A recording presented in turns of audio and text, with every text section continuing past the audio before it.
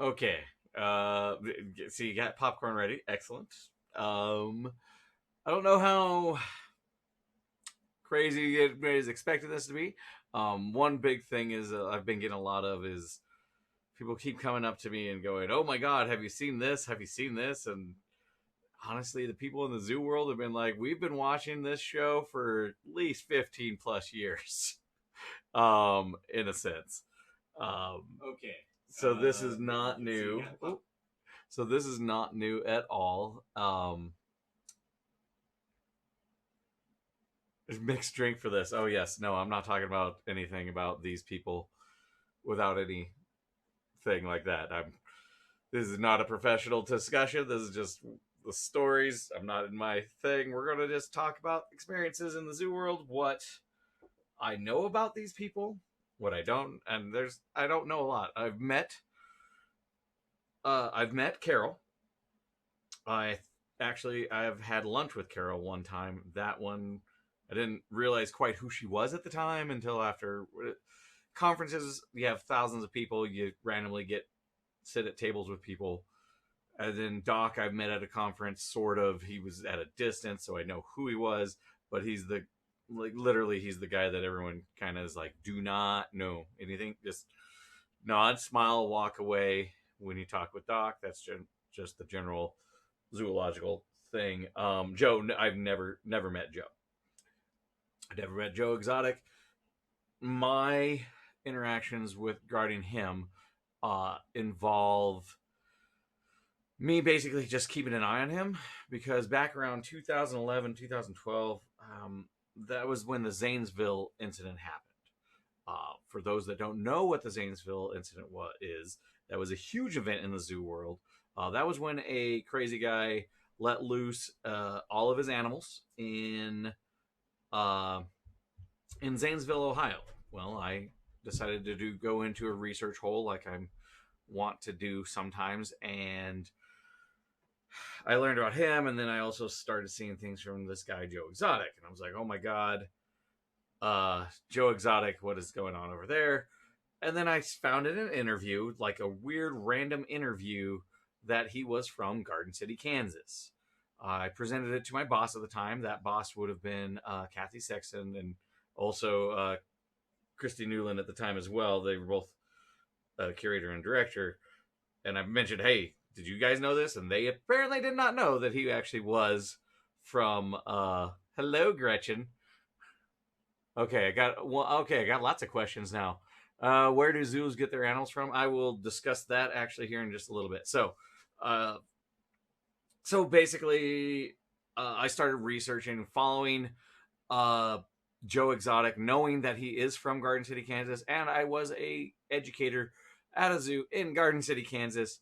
So I basically just followed him for damage control. And then eventually I did become curator, so I still maintained a watchful eye, just knowing that things he did could eventually cause a repercussion. And I'd actually said to somebody yesterday, I was like, I've been since I quit the zoo, I'm really glad that this came out after the fact because although I was ready for it because I've been sitting on all the PR ideas on what I was going to do to talk about when he came, and then honestly, my knowledge really kind of drops off after 2018, which is when he ran for governor because that's when I left the zoo field, and I just kind of was like, it's not my monkey, not my circus kind of idea. So, yes, I know all of these things. Actually, watching it was like going through the whole documentary. I'm just like, oh, I remember when that happened. I remember when that happened.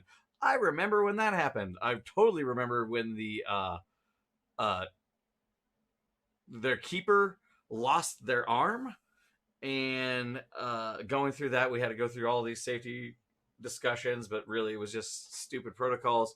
And then I loved him claiming that, oh, that's against protocol here. And then you watch like 15 videos of him in the cage with the tiger, let alone putting an arm in. Um, so anyway, obviously the view of the show was more to see what Joe is, the basically this the crazy reality TV show drama. of all the people involved. Which the least I know about is the guys at the end that showed up. Oh shoot, Jeff, the guy who ended up taking the zoo. I know least about him. I did start hearing about him as I was leaving the zoo field. People were talking about him a lot more, especially with regards to Joe Exotic, because I didn't know that there was a transfer of ownership and all this stuff. Basically, the general gist while I was at conferences when discussing those people were circus freaks. They were the circus. They were literally from Jeff Lowe. Yeah, that's the guy. He basically there's circus people, and he got involved with other circus people, and that's what they're trying to do. Is they're trying to turn themselves into legit business as much as you could see in that show. So what this really has done is just brought to light a lot of issues within the area. But I think I've gotten enough information on my interactions with them. There is one more connection I have with Doc. By chance, the woman Barbara Fisher in the show, I never met her while in the zoo field or while she was in the zoo field. I've actually met her after she left Doc's because I went to school at Iowa State, which is where Ames, Iowa is, which is where that they say in the show that that's where she's from. And then basically mutual friends connected us via Facebook. So we have a connection where basically we talk about animal stuff. Usually the sucky thing about being in the animals, although her perspective is a bit different than mine. Okay.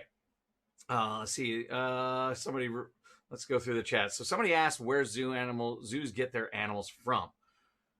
I can answer that question from my time in the zoos for 13 years or so. Generally, they get them from other zoos 90% of the time. Occasionally, they will get them from the wild. For example, there will be a deal with certain endangered species that they are allowed to get X number from the wild. Usually, these will be animals that would have been culled anyway, i.e., they would have been put down for one reason or another. For example, the big elephant thing that Sedgwick Zoo got some, and can't remember the other zoos that got them. One in Texas, maybe two in Texas. Anyway, Omaha. That whole deal was literally they were going to kill the entire herd. They kept a few alive for those zoos. So those options with those animals were basically death or go to the zoo. And the reason that they were going to be put down is because there was a drought in that whole section of that country. So yeah, Dallas and Omaha. That's right. So they were basically going to be put down, and the zoos fought to get them sent to their place instead. The rest of the herd did get put down because of the droughts that were happening in Africa at the time. Literally, there was no food to feed the elephants. So to allow for enough food, they had to cull the herd. This is a normal management situation with wild animals. Well, people actually think that there's wild anymore. There is no wild anymore. Everything is managed by humanity to some level, shape, or form on this planet. There is no wild anymore. There's a saying that there are no elephants outside of cages in a sense, because even the ones in the wild are technically fenced in an area that is a preserve of some sort. So that's one area where they get them. Vast majority just come from other zoos. So some will breed, and then they come up with breeding plans. And those breeding plans are the general idea. And sometimes politics can get involved, like so-and-so's would like a baby at their place and such. Oh, I'm totally going to get into that question, Jessica, in a second. So that's where most of the animals come from. Very rarely do they come from the outside world. The vast majority come from controlled breeding situations. Now, what Joe was doing, and facilities like Joe and Doc, and actually, honestly, Carol was involved in this business for a while too. She's now a sanctuary, which I'll talk about the differences between them. It's actually pretty simple. But those facilities, they basically sell pictures of baby animals, and they need to have constant babies. The problem with constant breeding, uncontrolled, unmanaged breeding like that, talk a little bit about that, but I don't know much about Doc's raid. The the issue with uncontrolled breeding is obviously every time you make a baby, it's going to grow up to an adult. And while they claim there's numbers for 4,000 and 10,000 animals of these tigers out in the U.S., they're breeding them faster than that. So they have to put them down. So basically, they breed them. I would probably say there's a really good odd that if you took a picture with a tiger or baby something at some point in time, they literally killed it by the time it turned 1 or 2 years old. It was literally bred just for that picture, and you to do that. Hello. And so that is that's the problem with these types of facilities, is that they're doing this constant breeding with no real control. They also breed ligers. I mentioned it in one of my things. For those that don't know, a liger is when you have a female lion and a male tiger, and they breed and they create a liger. If you have, we'll talk about the whole how is that even legal thing in a little bit. How do you even, and then if you have a tie-on, that's when you have a tiger mother and a lion father. The reason ligers are well known is because the way that the chromosomes link up, because the reason they're generally sterile, just like a mule, is because they are a hybrid and they don't have the right chromosome matchup. And when they don't match up, the liger actually ends up with a pituitary defect that basically tells the pituitary kind of forgets to tell it to stop growing. So it gets bigger than both a lion or a tiger. It's the same type of genetic disorder a human can get where they grow to be like 8 feet tall. However, they also get all those problems that come with that defect. So they could have heart enlargement, they can have lung issues, all sorts of different things that come as well. Thanks, Hannah, for putting in some of that. Some of this I just kind of coming off the head, whatever's still in my head. And anyway, do I know anything about Doc's, the raid on Doc's facility? A little bit. I did hear something about that.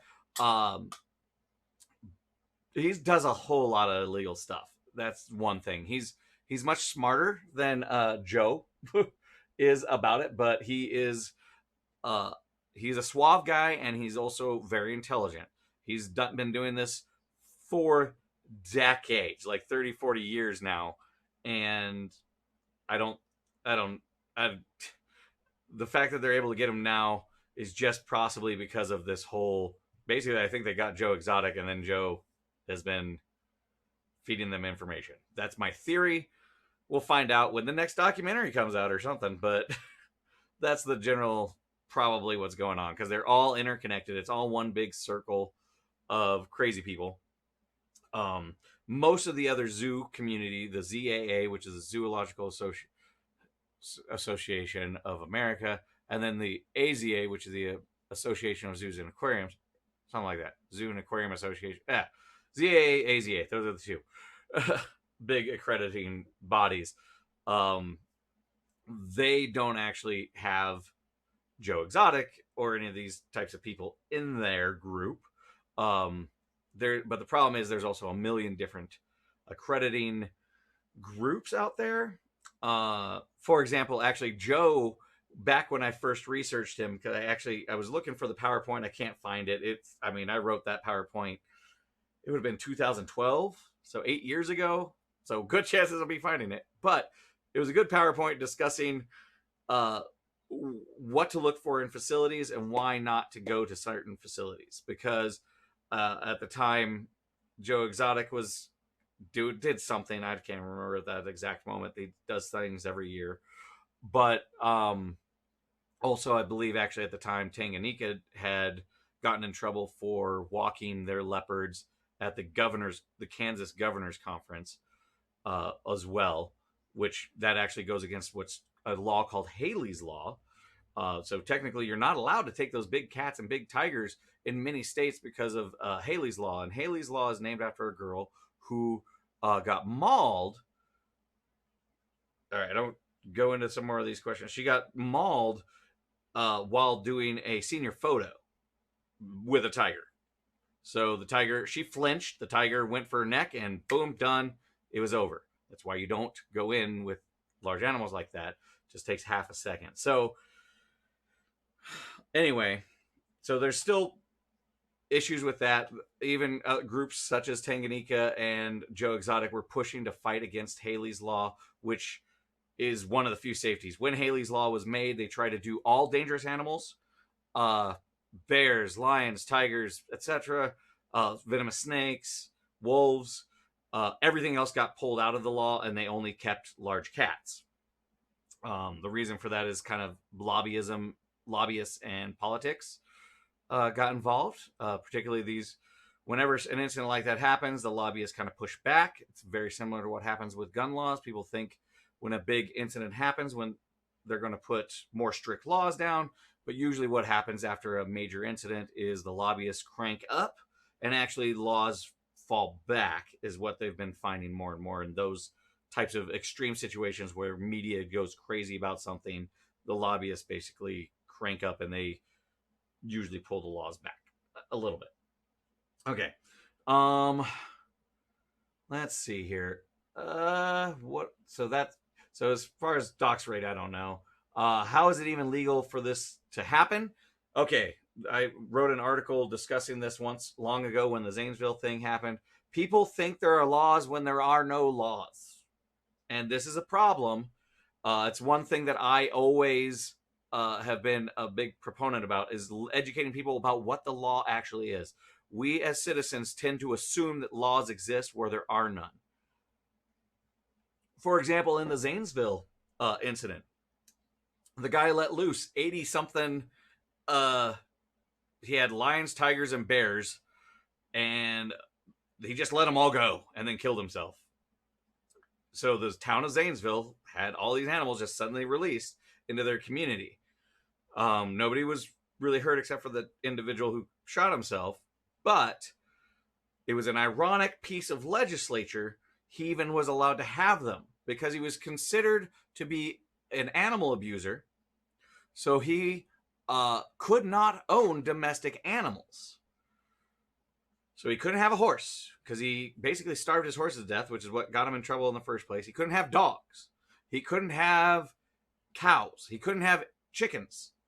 But those laws specifically label which species they protect. He also could not have anything that was native in the state of Ohio because the laws protected native wildlife. Exotics are a different classification. So they were actually able to, he was actually illegal to have domestic animals because he was an animal abuser. However, because there was a gap in the law, he was allowed to have his 80 large predators, bear, as long as it wasn't a bear that was considered from Ohio. So there's these weird gaps in laws that people think is there to protect. Literally, most places you can just go to a auction and get one of these types of animals. That's the problem. It has been getting tighter over the years as these accidents are happening more and more and more. And maybe this documentary will push the public to realize that this is an issue. And we don't want people like this owning all these animals and selling all these animals. They're not looking at it from the best interest of the animal. They're not looking at it from the best interest of the species. So zoos, an accredited zoo, at one point in time, actually, there was a big push to start dividing the names. So accredited facilities would be a zoo, and then places like Joe would be a roadside zoo. That push,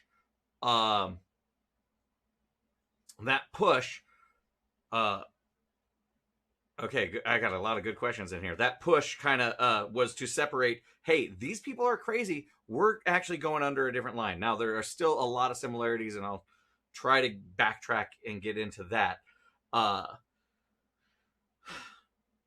But there's really not a lot of laws. Some laws are being written that are specifically naming, like, you have to be accredited by the AZA or ZAA, those types of things. But there's still a bunch of weird slippery slopes. And there's a bunch of different organizations trying to get a piece of the accrediting PI, including the Humane Society of America, and things like that. Okay, let me get into these questions here because it looks like it's blowing up.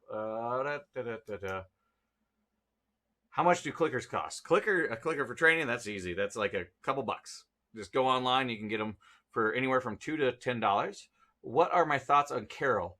I wasn't really sure about her genuine care for big cats.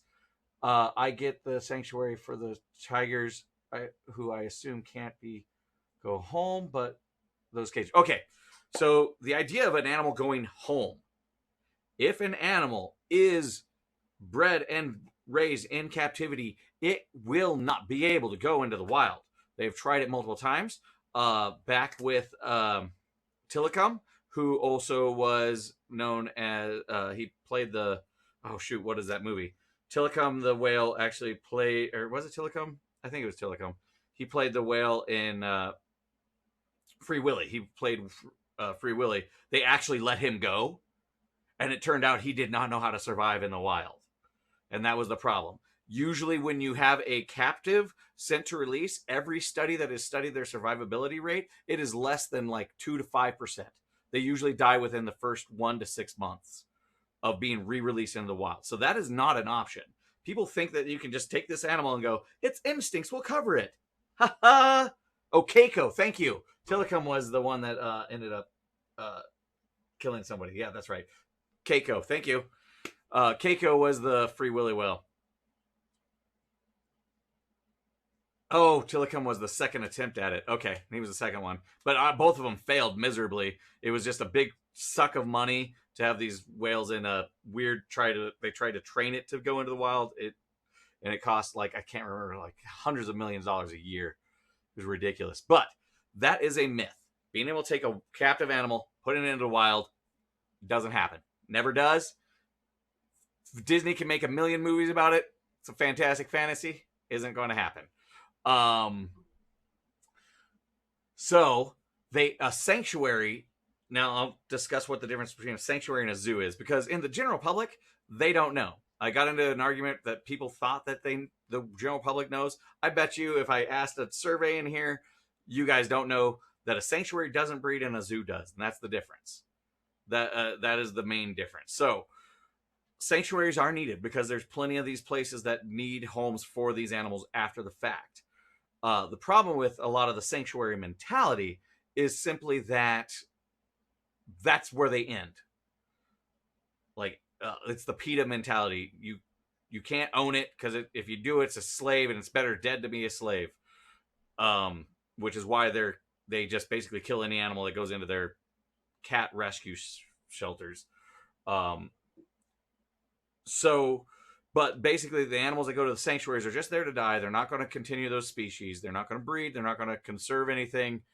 They're just there, taking up space until they pass away and giving them the best life that they can. So that is that philosophy on a sanctuary versus a zoo, which basically does all the same things, except a zoo is willing to breed. Doesn't necessarily mean they're breeding like these crazy people that just want baby cubs constantly for pictures. Zoos do strategically try to get some breeding to if they can, but usually they're not going, an accredited facility is not generally going for breeding purposes of ticket sales. They will totally take advantage of that, 100%. But what they're really going for is the continuation of the species and trying to minimize inbreeding and things like that. Not creating hybrids like ligers, which are just a dead end anyway because they're sterile. They're just a sideshow trick. All right. So, what do you think about documents take on the psychology people owning as people make them feel powerful and special? I wholly agree with the idea that there is some psychology aspect. That's one discussion I have with a lot of people, that I try to explain how the zoo field is. The zoo field is full of rock stars. Everybody in the zoo field feels like we fight to get into the zoo field. We fight, we do whatever it takes. And I'm going to get into that well, I might as well get into that whole aspect now, because there was the first couple episodes I was like, there's a lot of differences, but I'm also seeing some psychological overlaps between the accredited facilities and these kind of crazy roadside zoos. So this is a career of passion. I knew I wanted to work in the zoo since the age of 3. My family knew I wanted to be in there, so they set me up and went on that path. So I went into the zoo field. The zoo field is full of people that are, it's just kind of this rock star mentality where I've made it. I'm an awesome badass, and that also, in my opinion, can also create this ego inflation where we have a harder time listening to those around us. So I've run into that higher percentage in the zoo field than I have outside of the zoo field. That it is a job of passion. You want to do it. So that also causes and makes people susceptible to these toxic leaders that they showed in this film. I mean, Doc is a cult leader. The friend that I had, Barbara Fisher, she actually wrote a blog piece discussing her escape from a cult. It just happened to be his zoo. But that's kind of how we met, and that's how it kind of is in the rest of the zoo field. So, in fact, when I look at interviews with these people over the years, the one common thread that keeps repeating also with those leaders of those groups is they don't want anybody with experience. Even the Tennessee place, I can't remember her name, the elephant, she was in charge. I think her board kicked her out, but there was an elephant sanctuary down there. She specifically said she never wanted an employee with experience because she wanted to mold them how she saw things. So you take somebody with a passion for animals and don't let them come in with previous experience, and then you can now mold them how you see fit. Obviously, in these, honestly, Joe was a highly manipulative individual. Carol, from my understanding, is also a very highly manipulative individual. She is portrayed much better in this, but I don't know too much. I just know that she is a very manipulative individual and can be very scary, just like Joe, just like Doc in certain aspects. The Doc, obviously, is a full-on cult leader. The thing that saves accredited facilities is that there is oversight. There's HR. There's people above you. That doesn't mean that doesn't still happen in the regular zoo industry. I was actually talking with somebody about it. There is a very high rate of senior level people sleeping with interns and various other things at various facilities. It's just a thing that happens. And it is because I think it's because it is a career of passion. And if you get those toxic personalities, those kind of alpha, I'm in charge and I'm going to be a leader to you, can take advantage of it. So if you get the wrong personality in a high passion career field, it's just a situation that's going to happen. Okay. Are we contributing to this sort of disaster if we hire a petting zoo to do a backyard thing for a kid's birthday party? We aren't planning on a place with big cats, obviously. I'm going to just, I hate blanket statements, but I'm going to say yes, you are. Really, if you are going to hire something of that nature, you need to research yourself. And if you don't do that research and don't know what you are researching, then you will be hiring these types of people. Is that a guarantee? No. There are plenty of places out there that are very good, and take the animals as utmost care. But the bottom line is, I do feel that once it's real quick and easy to get past the desire for the animal's care and pushing for getting the job done, getting that extra dollar, doing an extra program. I've fallen into that mentality in my own past where I'm like, we need to do programs, we need to do mission statement, teach everybody. but then we skip over the animal's well-being. So any of those types of situations, yes, it's very, very tough. Any petting zoo situation that you're not contributing to that.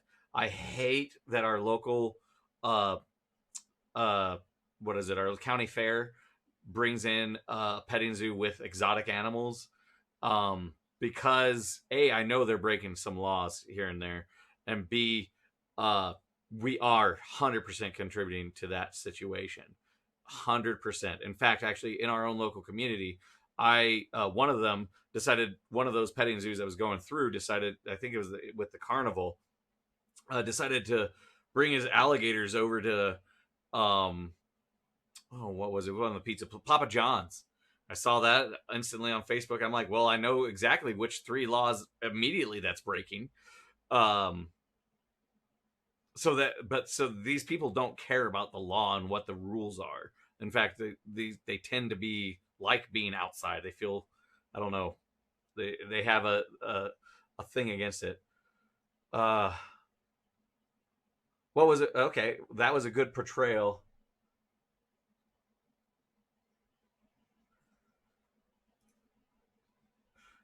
Jeff, I'd like you to just. I'm curious about what good portrayal you're this what you're talking about. Are you talking about the? Oh, I think you're talking about the power struggle situation. There are real vets and people with animal science degrees and such in real zoos. Yes, there are clearly no nutritionists on staff in these places. Yes. So, well, okay. So there's this big assumption. There are, at a large facility, you have a nutritionist giving you the optimal nutrition for every animal and species that you are taking care of. You have a vet on staff uh, doing that. Uh, you have the keepers, which generally have degrees, and I'll talk about how those people get exploited here in just a second too. So, um, the problem is, at both AZA accredited facilities, I've seen non-vets do vet work. It is way more common than people think. So, yeah, I have a degree in animal ecology with a minor in biology. Um, but really, that, in my opinion, did not prepare me for actual zoo work in any way, shape, or form. I guess in some ways it did, because I could kind of get things, but really it was a very on the job. Hey, well, this is what we're doing. Okay. Um, most facilities do not have nutritionists. Most facilities have a contract vet that shows up and does things, or is on call to do things, but vast majority don't have those specialized people.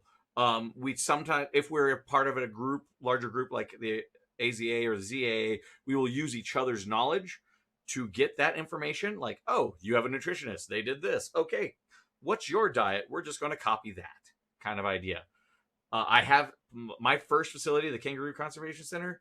I know for a fact my bosses did minor surgical type procedures without any type of veterinary license.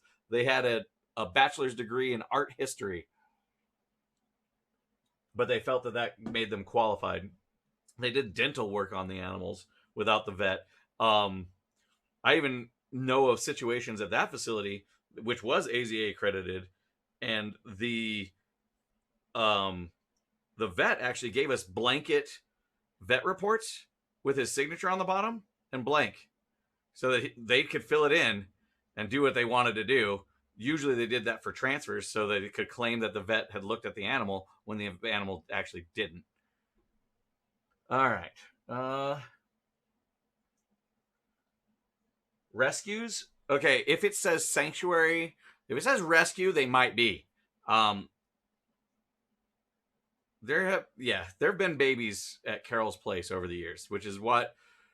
But if they are a true accredited sanctuary, they will not be breeding at all. They only get animals from outside. However, even the sanctuary near here, over in by the Denver area, they get their stuff shady.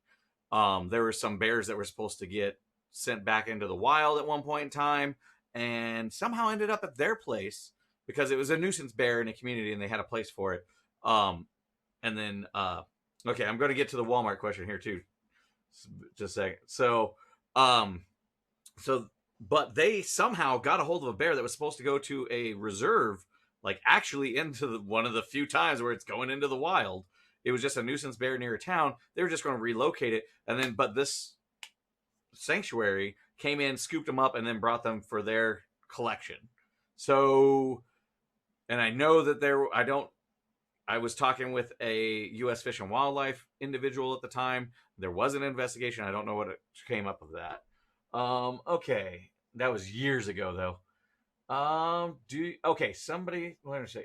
Tell us about the Walmart food. Are those animals starving in the show that we watched?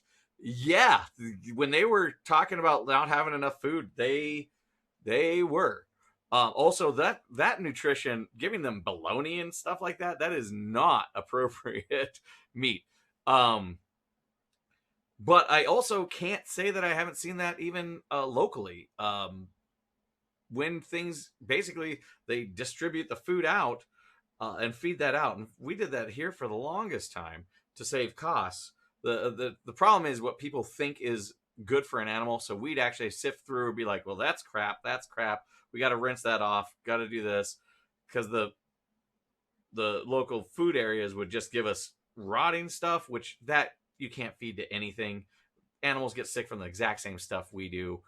The idea that they can eat gruel is not, I mean, some swines are basically been bred to kind of do that, but overall, no, that's not a thing. But yes, so places like that depend on donations of that nature. And I've even seen it places I worked at where the keepers raided the bins. So that actually is, I was like, oh, that's not the most unheard of situation around. The problem is usually it cannot be expired. Like legally, you cannot feed expired food.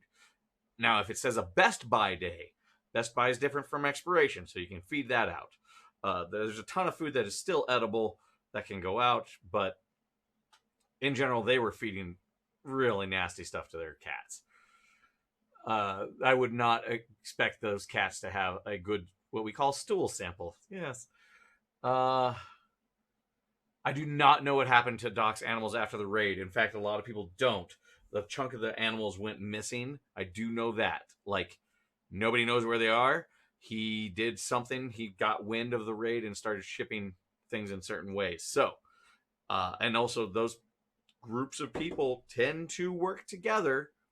There was a raid in a place in Iowa that had a similar situation. They actually hid all the animals when they came to raid them. So they actually had to go and do another investigation to find out where they went.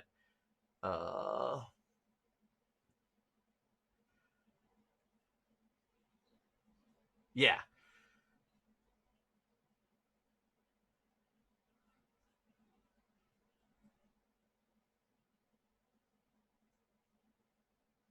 Yes. Yep. Jessica's right on the Walmart food situation.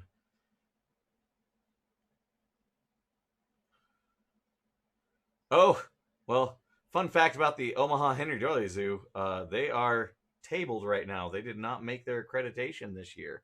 So um, I grew up on the Omaha Henry Doorly Zoo, and after being in the field, I am less. I was like, oh, they are great. And then I went and experienced the world and went, oh, they have a lot of money. um, yeah, Turpentine Wildlife Creek Wildlife Rescue is a good example of a sanctuary. Also, a place where I know of senior people sleeping with interns. Um, Refuge, yeah, technically, yeah, that's a difference. Now, how normal were the working conditions for volunteer conditions shown? Very normal, especially in those situations. Um, a lot of zoos that I worked in, we did not let the volunteers do what those people let them do because that is a safety issue, flat out. But you go to that sanctuary in Colorado, and nearly everybody there is just a volunteer doing that. And I was looking at that place and just like, oh, safety nightmare. Didn't have what we call secondary containment, which basically means if it gets out of one door, there's another door that has to go through before it's loose. Um, How does one lose big cats? Good question. So, uh, but we'll get into that. So, um, the volunteer conditions, a lot of places really take advantage of the volunteers. Um, the zoo field is notorious for underpaying staff. Earlier, I said I'd get back to the whole like degree thing with a zookeeper. A lot of facilities, my very first facility, took advantage of the fact that there is a loophole in the salary part of minimum wage. If you're getting minimum wage, you're supposed to be getting paid a certain amount of worth. If you are salary, you're supposed to be considered a higher end minimum wage. Uh, so you should be paid more per hour if you count it down to the 40-hour week. Well, the thing is, the only real qualifier they need is that your job requires a college degree. And if your job requires a college degree, you automatically can qualify for salary. And then they can still work you 60 hours and pay you $23,000 a year, which is the minimum for salary, because that one, they haven't upped the salary minimum wage in much longer time than they have the hourly minimum wage. Even though by the law, if I recall, those two are supposed to go up at the same time, but they found weird loopholes. So the working conditions in facilities can vary greatly between zoos. Even like you get the real good accredited, real high end, lots of money zoos that might be able to constantly make changes as people notice and see the stuff, but a lot of places are really low staffed facilities. Very few actually make that amount of money and really just start working people as volunteers. I think I see somebody say something that supply and demand. Yeah, supply and demand. There are more people. Yeah, so supply and demand. There are more people who want to be zookeepers than zoo jobs, and basically the whole industry is based around that being replaceable. Anecdotally, there's no real good studies about this, but I would say the average zookeeper career is somewhere between 3 and 5 years. 3 to 5 years, and you're done. So you've got your degree. You spent 2 to 3 years in a volunteer situation because you have to work for free before somebody will hire you. So you basically have 7 years of your life, and you might get paid for 3 to 5 of them before you have to retire. That is the average lifespan. You either go up or you retire, and for every job opening, even here in Garden City, there's like 50 to 100 applicants. At a major zoo, there's about 200 to 300 applicants for one job opening. So it's super competitive. So they get to do that.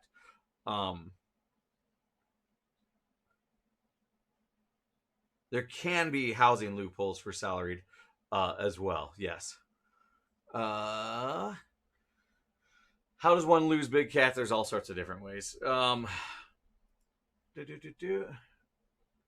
How is it that not more people get injured like the keeper on the show? It floors me that people trust that you close these large cats safely. I mean, what the fuck? Okay, so zoo field actually has a much higher danger rate than most other fields, and people just don't realize that. I'm trying to think. I'd say there's at least 2 deaths a year, at least. It's a question of whether or not they make it into the big screen. I remember there was one girl she was actually just looking at her. It was when they started changing the elephants over to protected contact, meaning there's bars in between the humans and the animal at all time in the AZA zoos. And basically, she was just distracted on her phone, and the elephant went 2 inches over to the side, and literally she just got squished and against the wall. Elephant didn't even notice that it killed her. That happened. I actually know way too many people who have permanent injuries or have watched somebody die in the field. Actually, I know 3 people who have watched somebody actually die in the field, which is a very high number. If you think about a lot of careers, I know cops that have never met one of their coworkers who died doing the job, and they've been in it for decades.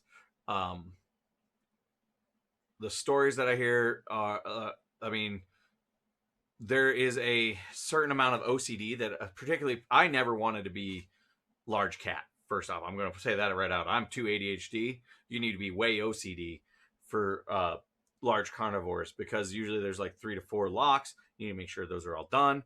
I know of multiple accidents that have happened at a number of facilities where there was zero protection between a person and the animal, and the only thing that got lucky was that the animal decided not to do something at that point.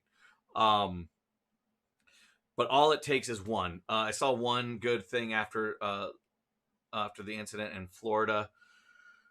Who I know a number of people who are suffering from PTSD after that event, but they counted up how many locks they have to touch in a day, because what you do is you lock, and then you touch to make sure they're all locked. And I can't remember, it was like 300 to 500 a day or something weird like that. And then basically, so every week you have to lock and unlock like a few thousand locks every day. And then you do that by a year. How many million times have you gone through locks? And all you have to do is miss one. And you miss one, and you're fucked. Now, that employee didn't get... The employee at Joe's, she actually just had her hand in and was petting the cat or something, and then it decided to turn on her.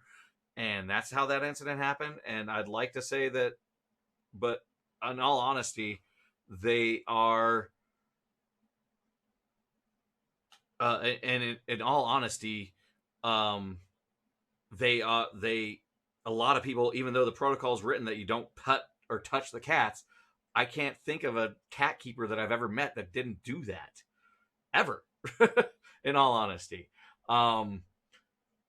actually, funny story. Well, I'm not going to go into the full details, but I had a major incident where an employee had their thumb eaten by a cat the first week I was curator. I got to charge into that, where with that situation, try to find out all the protocols regarding that. And I'd only been it was my first day in charge of the zoo, solo. It was fantastic. Not. All right. 2 people injured in 1 year, bad enough to go hospital. Yeah. I mean, the injuries that I know of that have happened locally, the only people who know are me, who had to do the paperwork, the people above me, the staff at the zoo, because, well, you don't hide that. And then basically the doctors, but you don't actually you have to report the injury, but unless somebody mainstream sees it, nobody's going to know.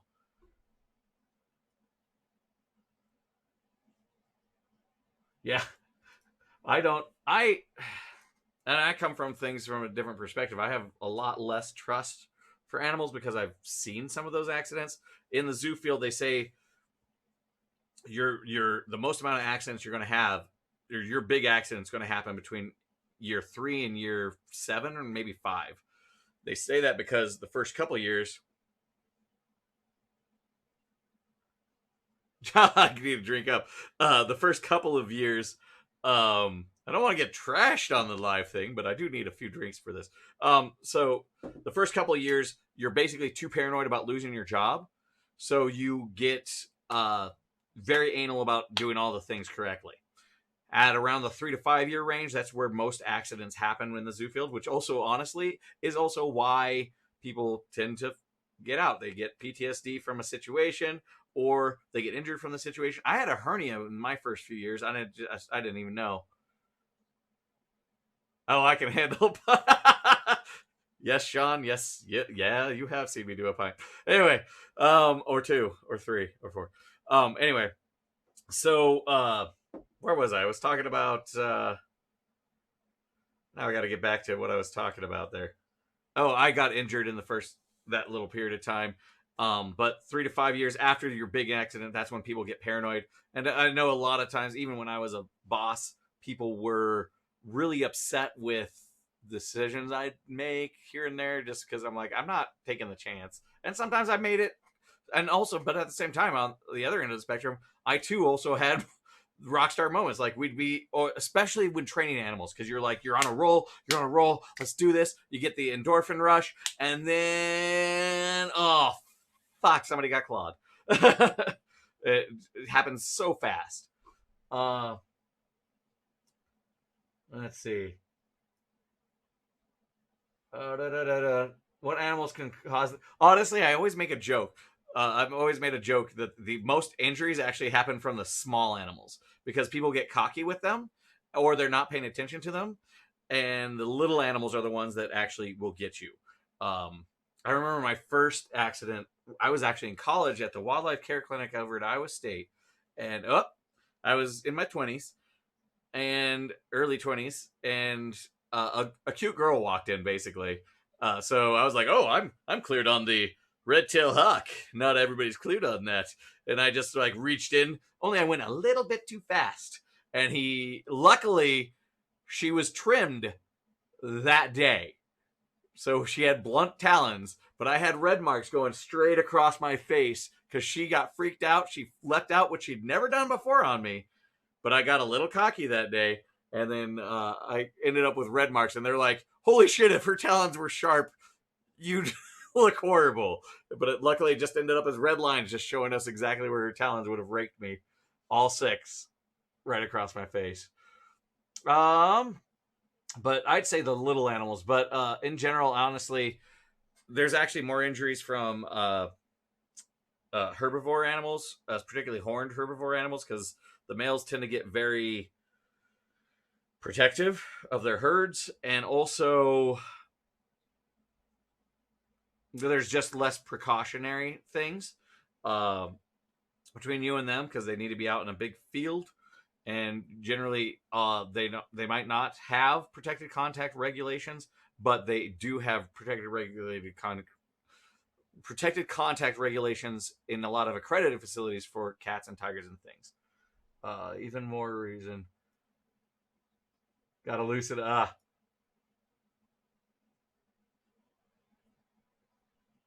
He's lecturing. Okay.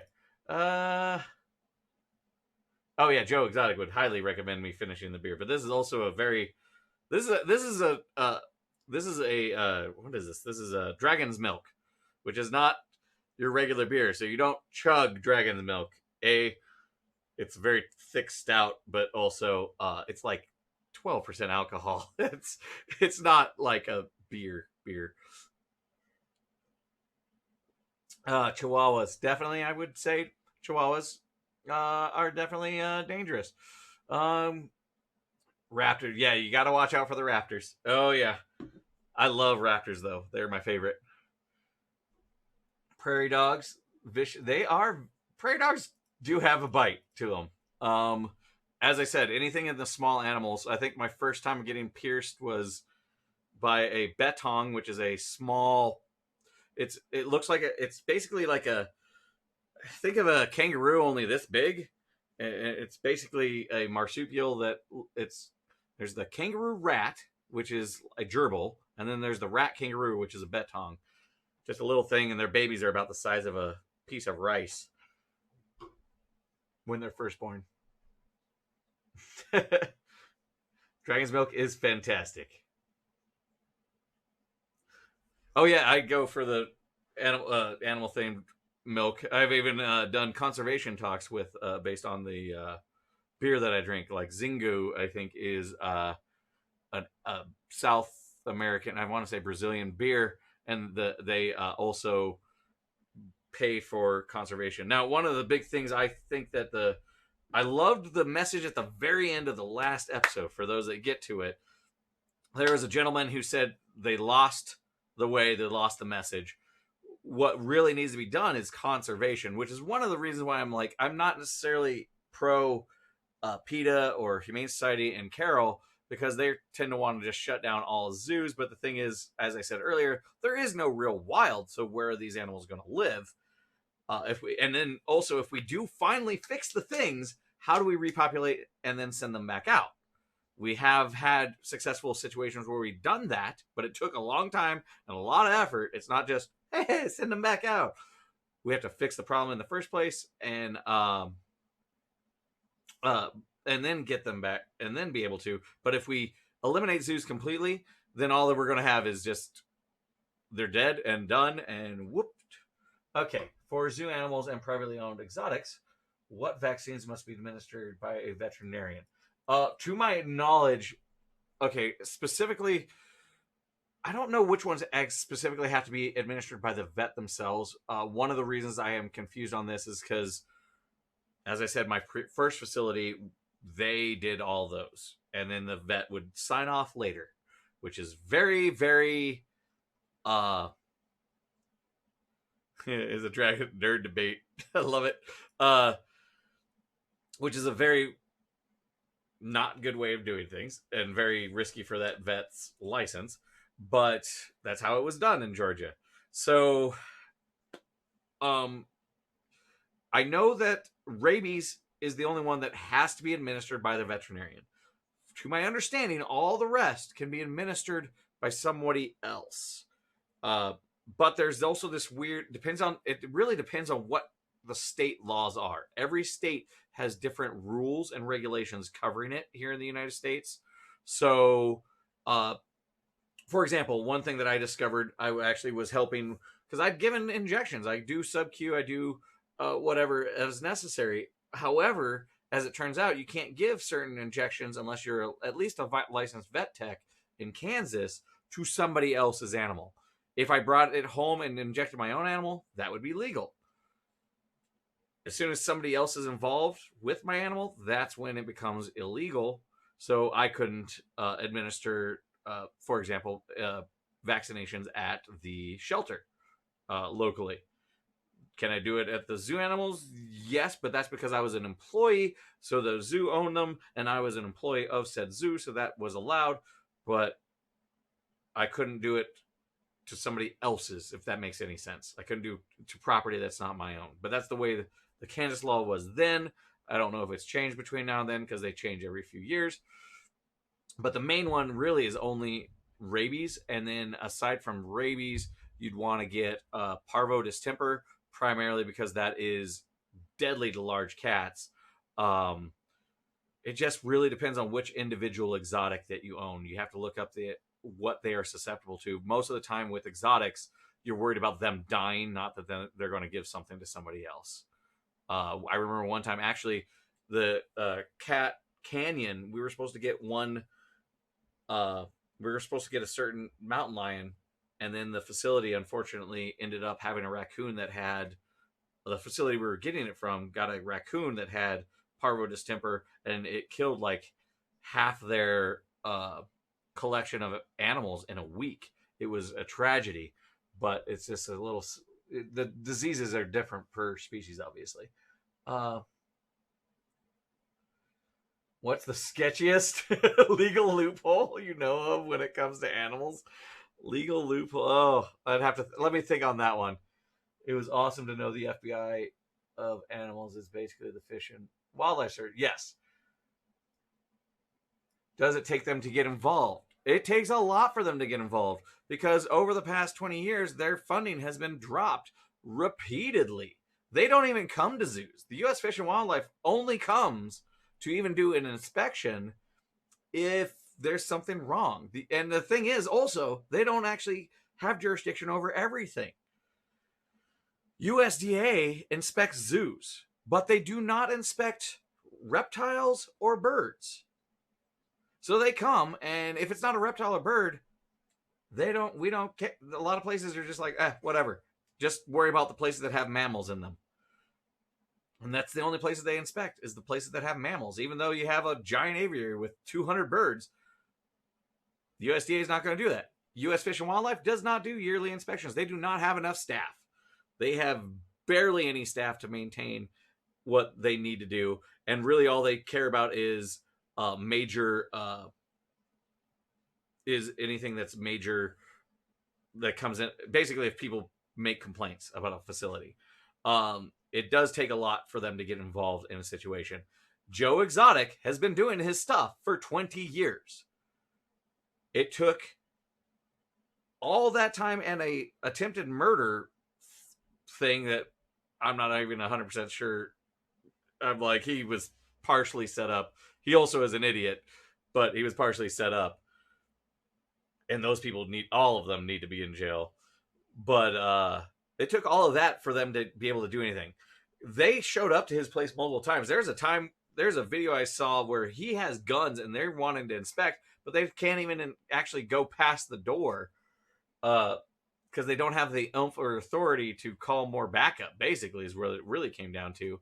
So the U.S. Fish and Wildlife are in charge of some things. And then USDA, and then there's a bunch of weird laws that actually create this gray area, and then they get into pissing contests of who actually has to deal with this situation or that situation. And one of the problems with the USDA too is, oh yeah, he was totally framed by Jeff. The other issue with the USDA is that the USDA, they have a rule, they have a law, but the interpretation of that is by the individual inspector. When I was in Georgia, the inspector literally had me just drive around real quick. Didn't even walk into a single goddamn barn. Just wee! But he was close to retirement, so he didn't care. Which is why I thought it was weird that my bosses didn't care that I, the new guy, was guiding around the USDA inspector. I'm freaking out, like, oh, we got to clean everything. Got a perfect inspection. Just no problem. Just was like, yep, looks good. All right. I was like, do you want me to drive closer? He's like, no, I could see it from over here. I'm like, it's 500 feet away. Okay. Now, on the other end of that spectrum, then you have other inspectors that, like, when my inspections here were a whole different story. We would get for cobwebs on an instant because somebody didn't bat down cobwebs in the roof of the barn that week. So you would have to that. They'd look for little mouse droppings by the water heaters in buildings, all sorts of things. They changed the rule, but also it was all had to do with individual interpretation. The zoo that we have here, everyone's upset about that drive-in gate being put up. Well, that was a USDA interpretation that then got rescinded after we made the changes. But then at the same time, they still said you still can get written up for this, but at the same time, you technically can't, but you can. And I'm like, well, what is the answer to that? Because we literally are getting the two answers in two different emails from the same organization. Yeah, fly control, right? So the lack of consistency within the USDA, and over the past few years, they have tried. They've started making the USDA inspectors go in groups together. Although at the same time, that also makes it, sometimes they're also just looking to make sure they tag you for at least one thing.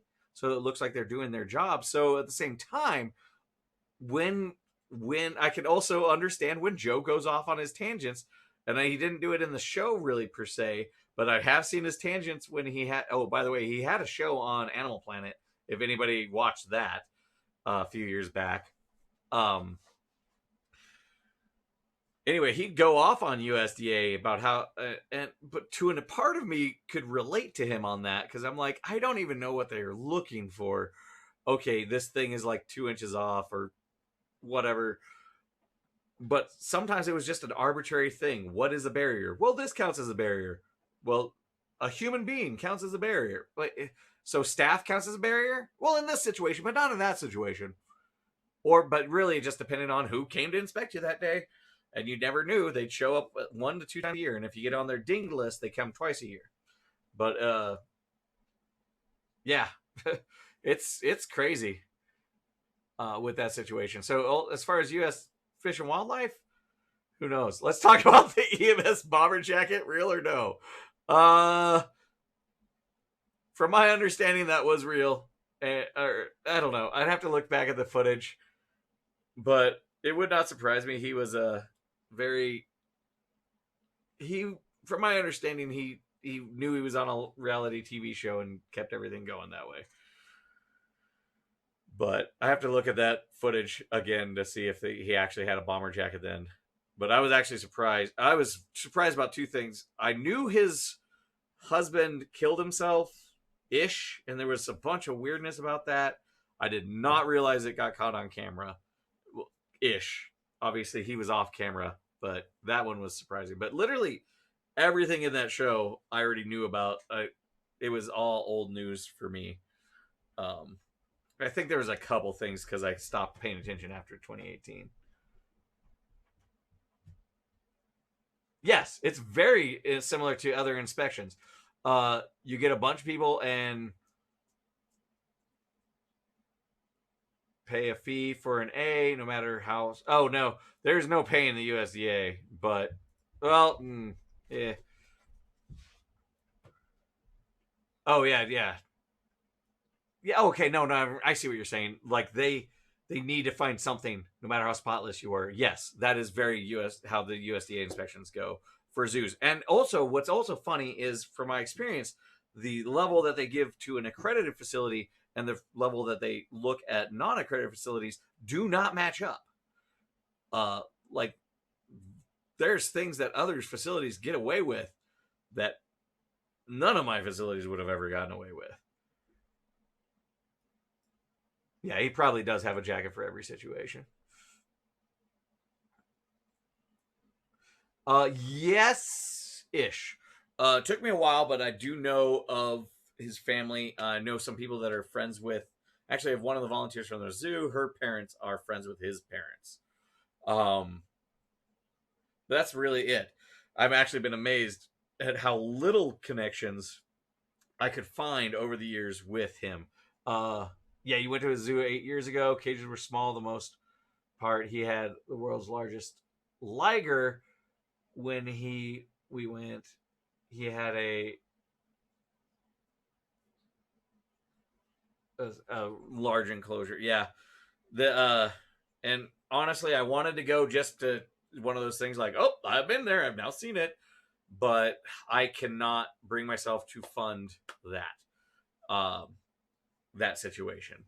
So that is uh yeah, I just couldn't bring myself. There's talks. I had knew some people who did, and then they regretted it afterwards. That were other zookeepers, because what do zookeepers do on their vacation? They go to zoos. I do not fit that. Well, actually, I've gone to quite a few, but usually it's because my family wants to go. Um, I've been to enough zoos. I don't have any desire. Uh, the enclosures of BCR. BCR, I hear mixed reviews from. BCR, basically, I understand she also does not like to hire people with experience. She prefers to mold the volunteers base, and basically you have to worship her, from my understanding, to work there. Her enclosures are they're on par with a lot of the sanctuaries that I see, which are not that good. They claim to be this greatness, and then they're not.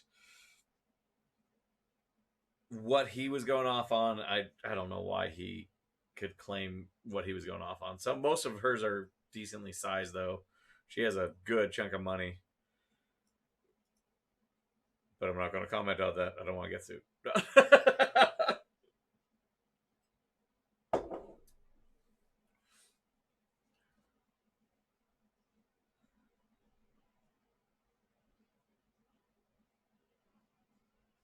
Yeah, no, that's not how that works at all. Yeah, at one point in time, I remember he had a lil liger, which is a liger bred with a lion. But and yes, while most of them are sterile, if you, it's one of those things where eventually the lineup of the chromosomes is going to be okay to at least create offspring and not be sterile, and that kind of happened, but it still was. Yeah, he spent a lot of time. He was obsessed with those things, as far as I could tell from a distance.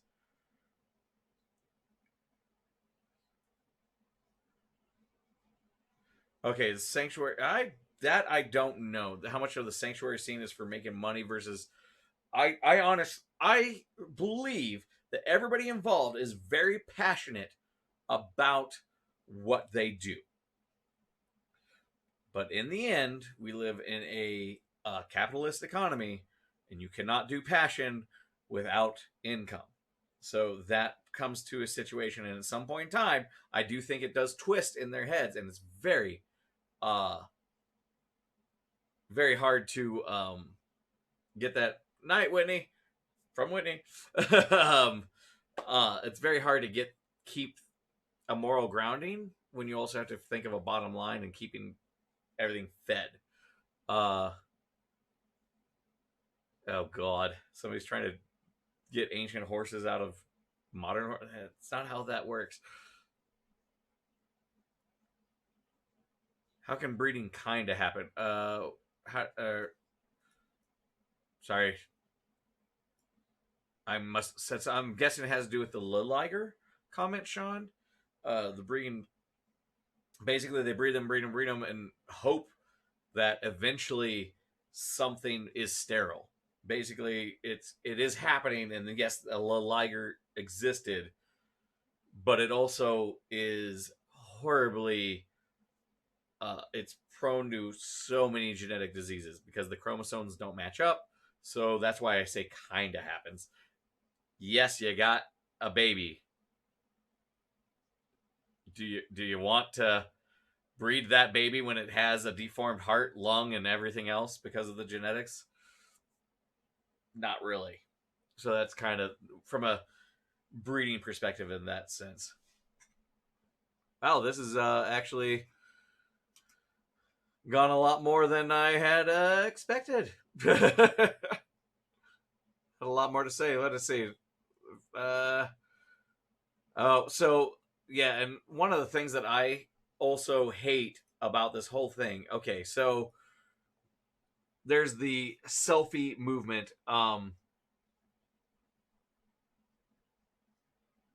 Yeah. So, yeah, basically some sort of lion Quasimodo. Yeah, that would be about right. Oh, I knew two people who grew up with a monkey, a couple with wolves, and a couple ocelots. So I think people must buy exotics. Oh yeah, it happens more often than people think. Iowa, it has horrible rules, horrible with regards to that. Ohio was bad. I think it's still pretty bad, but it got better after Zanesville. Florida, horrible. So many people coming to me and they're like, "Oh, yeah, no, we have that here in Florida. It's native." I'm like, "That's not native. It's an escaped pet that has created a population." Um, so one other aspect of this whole thing, like all these selfies and stuff, like they talk about the Tinder movement.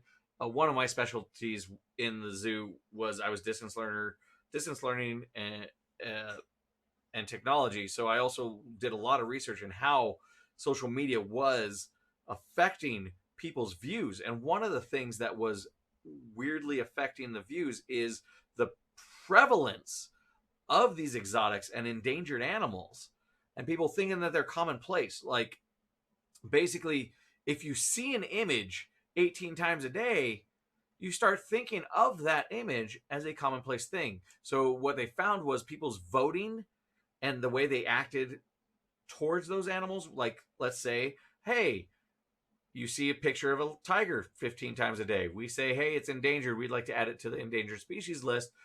You're more likely to vote to not add it because you think of it as a commonplace thing. That's why I hate the dodo. Also, if you like any dodo videos, Doc gets so much money from that. He gets a lot of those videos come from his facility because he's the one who puts the fucking puppy jogs and the orangutans and the tigers and everything together because it's cute and makes for good online stuff. So the dodo is a horrible thing to promote. So I would not promote the dodo in that regard, or any of those types of selfies. One was really bad was the slow loris. That species basically went extinct because they're so cute, or not extinct, but they went endangered because they're so cute. So basically, all these selfies, people see them, they see the YouTube videos, they're like, "Oh, they're so cute," and then they try to get them, and it drops the populations immensely because the only way to get them is from the wild. So that causes that problem. Another thing that I have questions with this thing was the his son is the one who had the video showing the with the chimp. Yeah, but he does so many things for the dodo. It's ridiculous. No to the dodo. There's a number with tigers in private ownership. That number is probably less than what they showed.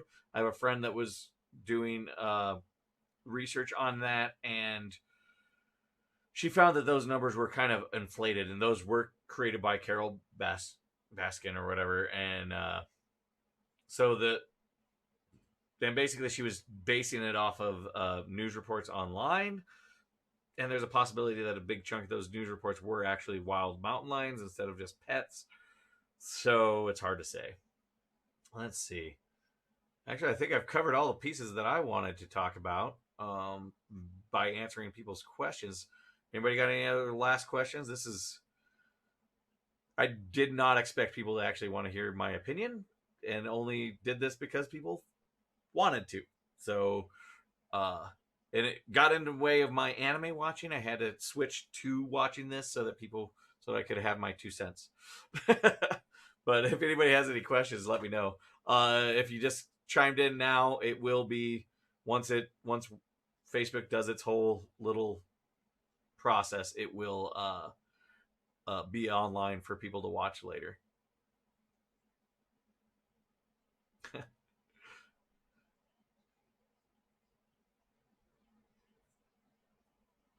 Right now, I'm actually watching Copcraft. It's kind of oh god, oh no, he is not. He is not. If you call, yeah, there's a reason they think he's a murdering drug dealer. He's just also very smart. I noticed that the people that they interviewed the least were very intelligent people. I'm watching Copcraft. Somebody asked what anime I was watching. It's called Copcraft. It's kind of like if you watch the Netflix movie Bright, where it's like modern day cop show with fantasy aspect kind of added in, kind of thing. So anyway, awesome. I hope I answered questions, and I hope that was what people wanted. All right. I will see you all later. How do I turn this thing off?